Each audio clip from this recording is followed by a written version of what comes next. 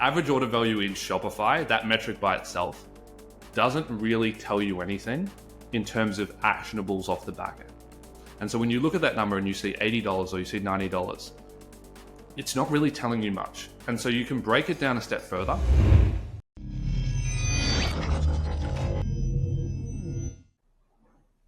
Hey, how's it going, everyone? So we're back again with Nathan, and he's just been, getting blown up by all the comments and people reaching out to us we want to hear more about what's going on with P&Ls, how to understand and demystify everything that CFOs talk about. And so when it comes to marketing, it's not just about running Google Ads a certain way or Facebook ads a certain way. It's about actually understanding the business. And so Nathan's a really good resource for both me and other people at Solutions 8. To kind of have chats about, more of the, back end finance side of things and how that kind of comes into, place with, marketing as a whole. So I think in this, conversation that we're going to have, last we talked about was contribution margin. And now I think we're going to talk more about AOV. And when I think of AOV, I just think of average order value, the type of customer, and more of the psychology behind it. But yeah, just wanted to kind of, hear your thoughts on that. And also welcome back. And let's jump right into it. Thank you for having me back. Looking forward to it. I thought AOV would be a good topic for this video because I think it encapsulates well the lack of deep understanding of e-commerce analytics by most e-commerce operators, as well as even performance marketers that are actually in the field. And this isn't to say that you need to have this deep of an understanding of each individual metric, but it should help you uncover that if you do have an AOV problem, or if you've tried to increase average order value in the past through a threshold or through a bundle and it hasn't worked, this video and what we're about to run through should hopefully contextualize why and give you a better understanding of all of the levers under average order value and how complex it actually is, so that you can make a more educated decision on how you're going to try to fix it, or whether you even need to fix it within the context of the unit economics of your brand. So where to start? I think a good place to start would be average order value in Shopify. That metric by itself doesn't really tell you anything in terms of actionables off the back end. And so when you look at that number and you see $80 or you see $90, it's not really telling you much. And so you can break it down a step further and you can look at new customer AOV versus returning customer AOV. And that starts to tell you a little bit more, because those two numbers are very, very different. And for almost every brand, they're different. And the reason they're different is because of usually two parts. The first part is customers don't have the ability to return and spend more money because of the way that the product suite is set up. And so they might sell a wallet, but then the only product that anyone can come back and buy is like a pen. And so the returning customer average order value is really low, but the first time customer average order value is really high. Or vice versa, maybe they do have a really large SKU of products and they have, 1,000 different products. What will always be the case is returning customers will have a higher AOV. And that's because they have increased purchasing power because they already trust the brand. They've experienced the brand, they liked it, they're coming back, they're willing to spend more. And so they're much more likely to be upsold and spend $200-300 than the initial $150. And so now you start to have a little bit more of a nuanced understanding of, okay, when we say increase AOV, we're really trying to increase either new customer AOV or returning customer AOV. And they're two very different problems, because the consumer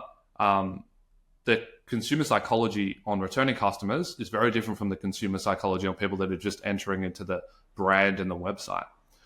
But then it goes even a step further to that, which is that AOV is a mean, so it's an average output of the data set, but the average tells you nothing because it doesn't show you the cohort distribution of the customers over the cohort of customers over pricing.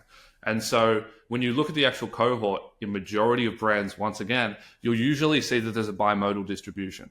And so average order value doesn't look like up to $80 and then back down on the other side. It'll be a peak at 40 and then a peak at 100. And so now if you think that there's a peak at 40 and a peak at 100 and you're trying to move an $80 AOV, you're not going to move it correctly because you don't understand where the cohorts sit. If you want to move $80 up to 100, and we've done this for multiple times for multiple brands, it's not by setting a $100 free shipping threshold. It's by setting a $50 free shipping threshold. And you go, why that doesn't make sense, because you're setting it way under what it currently is, but it's because we're moving the lower cohort up. And if we can drag that bottom cohort upwards to like $60 to $70, then suddenly the average moves to 100. And so it's only through looking at cohort distributions and then breaking it down by new customer and returning customer that you can start to make really educated decisions on how you're actually pulling individual audiences and moving them around on that cohort graph. So I guess question on that, because I think this is, I guess, more so a question for agencies, because I would think email marketing is probably going to be more geared towards return, whereas paid is going to be more geared towards actual top of funnel traffic. Have you had instances or have said, hey, like we need to increase our bottom of funnel on, let's say, Facebook, and that actually translates to an increased AOV on the top line numbers for return customers? Or do you think that's something that people should leave more so for like sales and email and that side of things? Yeah, for sure. I've seen it. It depends. It's very brand specific. So generally as a marketer on paid ads, I would be KPIing yourselves around first time customer AOV. Returning customer AOV is normally going to be predictive of where you're driving traffic to through emails. And so if you're driving traffic to lower end products or to individual product pages, you'll generally see lower AOVs. It doesn't allow the consumer to increase the discoverability of other products. And so that's a really interesting insight in itself, which is that consumers that come from email are already highly likely to buy because they've already experienced the brand, they've made the click, they're very, very high intent. If you silo them into a single product, they're just going to buy the single product. But if you drop them onto a collection page where there's now 10 products, normally in regular like buying psychology, you would go, that's too many options. They're not going to be able to choose. But in this instance, they're already super high intent. And so now it's not going to go, they can't choose. It's going to go, how many are they going to choose? And so that's when you start to see an increase in like units per transaction within individual orders. And that's when you'll see the uplift in returning customer AOV. Did that answer your question? Yeah, no, it makes sense. Because I'm of the same mindset of, we're paying for all this traffic. Let's maximize the potential of the traffic, right? Like let's try to optimize for new customers, not repeat customers, and trying to increase AOV. We have other channels for that, right? Like, obviously you can run email sales, all that kind of stuff. But I think one of the most interesting points too that I think we can maybe, I guess just be aware of is that when someone buys more of your product, depending on what business you have, so if it's a clothing brand, let's say, you can pair other products together in the remarketing side of it. So the hero product might be like, a shirt or, pants, whatever the case may be, bundle that all together. And then on the return, you have, like you said, that full collection to where they say, oh, complete the, the look by getting, this, and this. I think that makes a lot of sense from a returning standpoint versus, just purely going after the same customer again and again, because clothing is extremely competitive. And so I think it makes a lot of sense on just trying to get the entry point AOV up, because I assume if someone buys more on the first time order, they're going to buy more on the second time order if it's, a product like that. So it makes a lot of sense. And this is a really common misconception that I see a lot, which is so many people say this to me and it's just wrong, which is, okay, you shouldn't optimize for the highest average order value on first purchase because that smaller end product that's only $40, that might drive better LTV. Not true. Like, it's never true. It's so rarely the case because if you're looking at lifetime contribution margin, if you maximize first order contribution margin, that is, in most instances, that's 50% of the lifetime anyway. And so if you can make sure you're getting as much revenue or as much margin on that first order, that's significantly going to inflate the LTV of that product. And so it's very, very rarely the case that you'll go, okay, a $40 product's going to drive better LTV than an $80 product. Just maximize for average order value on first purchase because that scenario is so unlikely.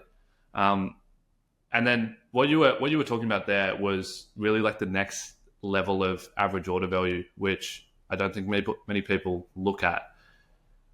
But intuitively, a lot of people understand it, which is that to increase average order value, we need to have more items in cart. We need to have people buying more. We need them buying two, or we need them putting other products into their cart so that it increases. Fundamentally, you can calculate average order value at an individual unit level based on average unit retail, which is the average price of a product, times units per transaction, which is how many products are in the cart, plus 1 minus return rates, plus 1 minus discount rates. So that's just taking returns off, taking discounts off, and then plus shipping collected. Because within e-commerce, you also collect shipping. And so that's a part of the average order value equation and the final number that you get. And so when you start to look at those 5 levers, because anytime you have a metric and you're trying to move it, it all depends on the levers that are the subsets of that metric. Shipping collected, not really much control over. Returns, not really much control over. Discounts, you can control. And that's what we talked about in the last video. So I would make sure you're not discounting too heavily. Average unit retail, so the price, you've got control of that. But most brands don't want to move their pricing. And also it's risky because of the elasticity of demand that might exist with their current price. And so that is a lever. Like, understand that you can change that, but not a huge one. And so what you're ultimately left with is units per transaction. If you want to increase average order value, you need to increase units per transaction. And so if you can track units per transaction as an e-com operator as well, and then you can KPI around that, that's going to be the predictor of what your average order value ends up looking like. And then you can get really nuanced with this, which is like a whole nother video in itself. We're going down a rabbit hole, yeah. Yeah.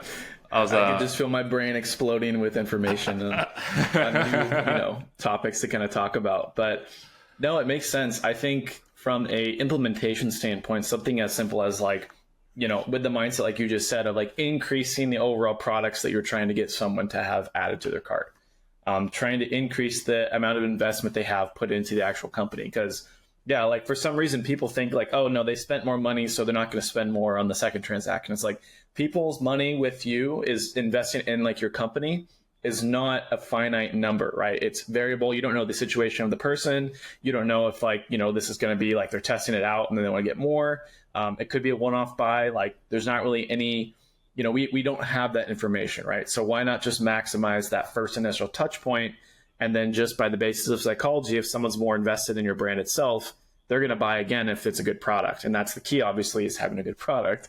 But you still get that, from a initial marketing standpoint, you get that profit up front, and then you can use that to increase, scale, wherever the case may be. It just makes things a lot easier. And then the return AOV is obviously a whole nother, area like you were talking about. That's more of, I guess, like you could say the icing on top or your leverage points to kind of focus on outside of just the, paid marketing side of things. So completely makes sense. But I can just see how, we can rabbit hole on this for hours and hours and hours. So maybe we'll have another though talking about AOV and like sales. I think that might be kind of cool. But yeah, anything else you wanted to add to, I guess, the topic of AOV? Now, the only one is you made a really interesting point there, and I might actually go and pull some data on it, which is that what you said was the higher price the item that a consumer buys on first purchase, the higher likelihood of repeat purchase rates being higher. And I think that's actually a really interesting concept because technically speaking, the higher priced an item is across a brand, generally speaking, the more value the product's driving, because pricing of a product is generally indicative of the value of the product. And so if people are buying a more valuable product, it generally should drive them more value. And so then they should likely repeat at higher purchase rates. And so I'm actually going to pull data on that to see if that actually holds across like 10 to 20 different brands. But that's really interesting, is drive people to the premium product, because if they experience the premium product, they're more likely to buy again because they had a better experience. Yeah, well, and it all depends on your business model too, right? If you have a consumable, then it makes a lot of sense. If you have like a one-off buy, then probably doesn't make as much sense. So I think that's another caveat to kind of add to the equation, is making sure it's the right business for that to actually be possible. But yeah, I think it makes a lot of sense. So a lot of levers to pull outside of just marketing, not just in the marketing side of things. So if you're a business owner and you're like, hey, I want to try to squeeze more, I don't think this agency is doing X, Y, Z, or, there's something that I want to change, then, because I know I have a lot of business owners that say like, I want to change something, like we need to move something, we need to like have an adjustment. It's like focus on these concepts to then change the back end of the business and then have that trickle out to, for example, the marketing side of it. I think that makes a lot of sense. But yeah, so anyways, thanks again, guys. And we'll probably have some more videos coming out here soon. But yeah, whenever you guys want to learn more about financial stuff and have your head explode, Nathan's the guy for you. Where can they find you? Blue Sense Digital on YouTube, so I'll give you the link. It'll be in the description. Blues Brothers Podcast if you want to listen to that long format. And then my LinkedIn, which is Nathan Perdriau. You won't be able to spell that, so once again, I'll give it to you, Caden. You can put it in the description so people can just click on it. All right, perfect. Thanks again. I'll see you guys. Thanks, Caden.